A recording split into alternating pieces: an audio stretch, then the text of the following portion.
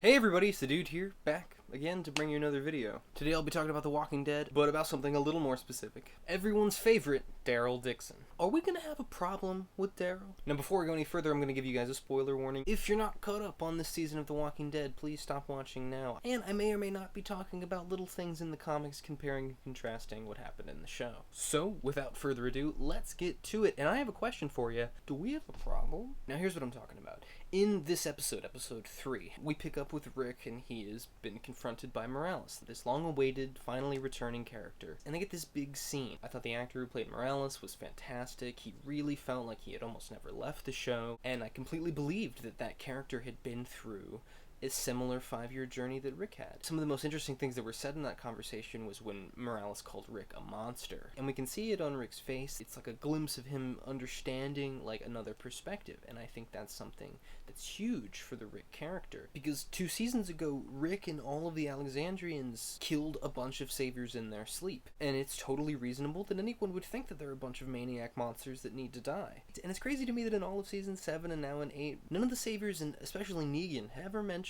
how they killed all those people in such a horrible way. So I loved that this person who started with Rick, who saw Rick as a good guy, someone who was helped out by Rick. Rick gave him a gun when he left in season 1, but this person sees Rick as a bad guy. Really interesting. And for the rest of the scene, Rick keeps trying to get Morales to see it his way. You know, he's fighting to keep this person that he knew at the beginning alive, still. And while I was watching, I never thought that what happens would happen, because I was so excited that Morales was back, and I really thought that, like, okay, whatever's gonna happen, even if right now he seems like he's not on Rick's side, something's gonna happen and he's gonna be a character, because why would you bring him back after so many years just to, you know, kill him? But at the end of the last episode, when we first see Morales, all we got of Daryl in that episode was him elsewhere in the same facility, and he sees a cell that the Saviors had used. And it obviously reminded him of his time in prison, and there's like a bloody handcuff there, so it might make him think of his brother. He was having this very introspective moment far away, so when we pick up this episode, we don't know where Daryl is, and of course, right when I'm like, okay, what's Rick gonna do to get Morales on his side? Rick spots something behind Morales, Morales turns around, Rick's like, no! And Daryl shoots Morales dead. So dead, immediately. And Rick's like, did you know who that is? And he's like, yeah, doesn't matter. Oh, man. I mean, crazy. Like I said, Rick had given Morales a pistol when he first left in season 1. And right after that moment, they show a young, angsty Daryl just go, oh, fuck. Like, how would you give up that ammo? Like, why are you... They're leaving us. They're not going to be any help to us. Why would you throw that away? He never had any consideration for these people. And obviously that rolls over now. Strangely, I wasn't really disappointed that Morales died. In my last video review of episode 2, I talk about the outposts. It's really, really, really good. Check it out. I discussed how it kind of felt like they were setting Morales up with no way that he could possibly get on Rick's side. Like, there was just too many things that he would be angry about. And that could possibly mean that this appearance is more cameo than any kind of long-standing thing. And at first I didn't really know how I felt about it. I mean, I obviously wanted Morales to be there. And I can understand how a lot of people would be really annoyed that, you know, well, what are you going to be so excited for if you're just going to kill him? Why are you just killing people? But I think the thing that would determine whether that decision, killing Morales, is a good thing or not, is what comes out of it. As soon as it happens, Rick looks at Daryl and he's like, oh, I had it. I was gonna save a life. He called me a monster, and I just killed this guy who had a baby, and I feel really weird and bad about myself, like maybe I'm not fighting the right fight. And Daryl, my brother, he just kills him. I can, you know, you see it on Rick's face that he is immediately conflicted in a way that he hasn't really been in a long time. But Daryl, no, I'm good. Let's go. Come on. I'm down. Let's ride bikes. I got it. Let's ride. And I think that, I mean, this is episode 3. This is the time to set shit up for, like, the mid-season finales and the season finales. Early in the season is when they start to establish, like, the big conflicts for the rest of the story, and a different mindset on how to approach this war between Rick and Daryl is a really strong choice. I would be super excited if there was a conflict between the two. And I think that conflict would be way more interesting than whatever Morales could do alive. Later on in the episode, after the fight is done, Rick and Daryl are by some cars, somebody shoots at them, and then they get them cornered, and it's this younger kid. And he's got his hands up now, and they're like, oh, tell us where the guns are, we want the guns we're looking for. And he tells them. He told them that they were being moved to Gavin's place. And as soon as they get the information, boom, Daryl shoots him. Oh my god, and Rick, again, is just like, What are you doing, Daryl? These are the big moments that these characters had this episode. I think that definitively that means that there is a conflict brewing between the two of them. And, honestly, I do understand Daryl's point of view. I mean, all last season he was imprisoned, escaped. He's super bitter about Glenn. He wants to kill all the saviors. And even in the mid-season finale last time when the whole group got together, Daryl still never got to totally, give in to all the hatred and all the angst that he felt. And now that time has come. And when the season started, Rick was ready to kick some ass. He was ready to kill Negan. But now it seems like he's having a second thought. And that is, again, incredibly interesting. Now, I'm going to get back to all this, but on the other side of the map, you got the Morgan and Jesus story. They're transporting a bunch of dudes, some zombies show up, and a group of these guys runs away. Morgan stops them, he wants to kill them, but Jesus stops him. And we get what was teased in the Comic-Con trailer, this big Jesus and Morgan throwdown. Now, months ago when we first saw these little clips, I was like, oh, I hope it's not just a tease, I hope it's a real fight, I can't wait to see what they're fighting about.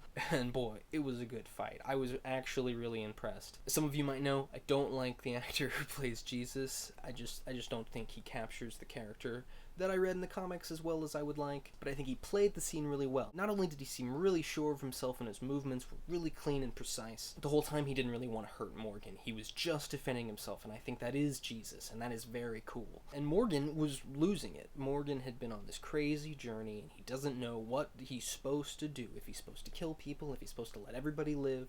What is this world trying to tell him? He's been struggling so much. I think Lenny James plays a great job of really struggling and trying to understand how to live in this world. I love Tara's line to him, you're right, Morgan, but, it doesn't change the fact that this is war. And Morgan leaves. So, where's Morgan going? Well, he just had a falling out with the Hilltop people, mainly Jesus. He's not accompanying them back to the Hilltop with all the prisoners. He spent all last season at the Kingdom, and the Kingdom is about to be, completely fucked. So there's really only one place for him to go, and that's Alexandria. When Morgan was brought back into the show, it was supposed to be all about him and Rick, and their ideologies on how to survive in this world. Rick was all about killing people, Morgan was all about saving lives, and they didn't talk too much in Season 6. They did argue about starting the war, but eventually when Carol left, Morgan followed, and they spent the entirety of last season apart from the whole group, and Morgan was unable to be affected by Rick, and also unable to affect Rick. And this is the thing I've been waiting for since Morgan was reintroduced. They did see each other in the season finale last time, but they never got any dialogue in a scene after that. And then this season just picks up and they are starting the war, and the whole Hurting Walkers group is just off without Rick. And then, over here with Rick, he is having a change of heart. He doesn't really know what he's doing at the moment. And he's with someone who is all about killing. So, how interesting would it be to get these three together? To present Rick with the two options. Daryl's, they're a bunch of murderers. We gotta kill them. This is what we've been fighting for. This is why we're here. And Morgan, who is doubting himself just like Rick is, but at an extreme. In the season premiere, we get flash forwards of the teary-eyed Rick future where he's sitting somewhere, possibly waiting to die. Check out my Rick death theory. And he says, "My mercy prevails over my wrath." Daryl is his wrath and Morgan is his mercy, but in the end it does feel like he will eventually go towards Morgan. So what does that mean for him and Daryl? Does Daryl have to change, or is Daryl on a downward spiral? If there's anybody that's going to pull Daryl out of this, it's probably going to be Carol. But maybe that's not Daryl's destiny. I know since season 2 everybody's been like, if Daryl dies, we riot. But maybe it's time. If Rick decides that this war is not going the way he wanted and that he doesn't want to be the bad guy, and Daryl hears this and he's like, fuck that, Rick, you've lost it again, I'm gonna go lead this war, and Daryl goes and gets himself fucked up, well, all I'm saying is that it's a possibility. Now, AMC in no way wants to lose their ties to Norman Reedus. They're obviously trying to lock him down with the whole Ride show, and I could very well see him making it to the last episode of The Walking Dead ever, where Rick and Carl explode and Daryl and Michonne just walk off into the sunset. I could see it happening. So he probably won't die, but I definitely think that the latter half of this season, or maybe just building up to the mid-season finale, will involve this major issue between Rick and Daryl. I don't know, but it's very interesting. You let me know if you think it's interesting too. Very briefly, I want to talk about the Eric and Erin story. I never really cared too much about Eric. I thought that their final scene talking together was sweet, a little long, but definitely something that the Erin character needed. And I thought the thing that really got me was the fact that Erin, at the end of it, doesn't get closure. He thinks he sees zombie Eric walking into a field, but then Scott stops him like, no, man, it's not him. So the fact that Erin doesn't know really what happened to Eric, I mean, he knows, but he never saw it, is really great. I love a lack of closure. I think that gives us more conflict. Really good idea. And I was so excited when Rick brought that baby out. The whole episode I'd been thinking like, wait, where's the baby? I mean, we killed Morales and we went on a big shooting spree, but what happened to the baby? But the baby's alive and Erin wants to adopt it. It's not in the comics.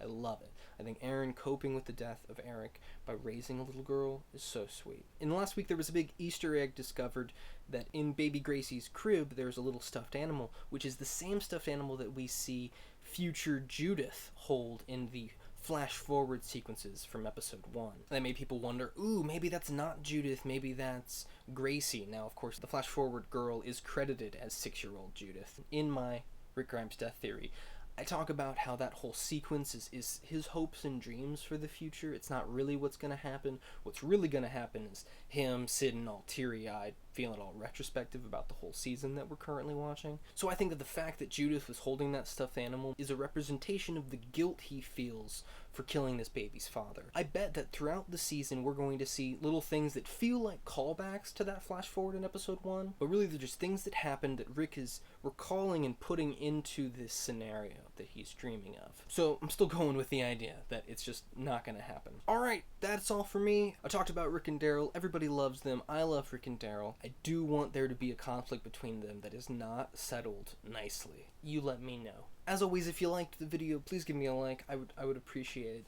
Tell your friends, share it if you really want to. I just started a Patreon account, so if you'd like to support the channel, the link is down in the description and in an orb right here. I'd like to give a shout out to my first patron who gave $10 or more. Muse Ingenue. I appreciate you. Alright everybody, thank you so much for watching. Be sure to follow me on Twitter, like, subscribe, and as always, watch it again. This has been The Dude. See ya.